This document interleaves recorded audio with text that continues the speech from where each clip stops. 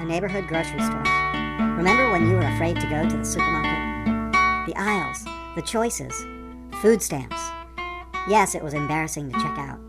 The friendly neighborhood store wasn't so friendly then. It wasn't open late enough to ever be empty. That was my old neighborhood store. I grew up middle class, riding bicycles everywhere. Then the travel bug bit big and I swept out into the intensity of oil addiction. I thumbed, stole cars with drivers. Oil addiction pulsed through me. I hit a wall. Unable to work? Yeah, it was because of art. There was a strong desire, a longing for a position helping others. And art. Can you escape art?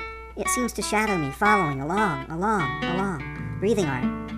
Well, yeah, that marijuana stuff seemed to bubble the ideas after the fear wore off. It slowed me down, put me on the shelf. Fruit fell off. I numbed, waited, got hungry. The air spilled out into the supper table. I got real hungry. Thirsty, too. Back then they still had GA. I got my general assistance while I did helping volunteer work. I taught English to new arrivals and refugees, mostly Asians. Their general assistance was based on taking English classes. Mine was based on teaching English classes. An old high school friend showed up one day sporting a huge rock on her ring finger. Not everyone is independently wealthy and can afford to volunteer, she said. I told her I was on welfare. She never spoke to me again. Some years later, I saw a PBS special on French-speaking Canada where it was said that new arrivals were paid to learn the language and paid teachers worked with them. I wonder how the USA got it so wrong. Or was it right? I could live in poverty in the 80s, living my values, helping others, staying in the city, riding public transit, shyly using my food stamps to buy groceries. Now, in 2006, I often eat at restaurants, drive my 6-cylinder auto, usually alone, on the long road to work. Have my oil addiction, my comfort needs, and my selfishness pulled me away from my core values? I can say that I know many of the workers of the neighborhood store. Joe and Alex stock shelves. Joe is also an artist and film buff. We used to play Siskel and Ebert on a sidewalk bench. Joe has shown his artwork at several neighborhood restaurants. Alex plays the bass guitar. In the summer, he sits on his stoop, practicing without an amplifier. We call him Bass Boy. It's kind of a local thing. I'm friends with some of the deli clerks, too. Eric goes to Cincinnati State, and Melinda was once a cellist. Melinda knows her customers' dogs because she lives nearby and walks to work. She'll ask about the dogs by name. I wish I could be less afraid and empty when I work. There is lingering fear in the neighborhood grocery store. Having been at the end of my rope between visits to the people Bob Dylan says make their living on air, I'm still shy sometimes about talking to just anyone.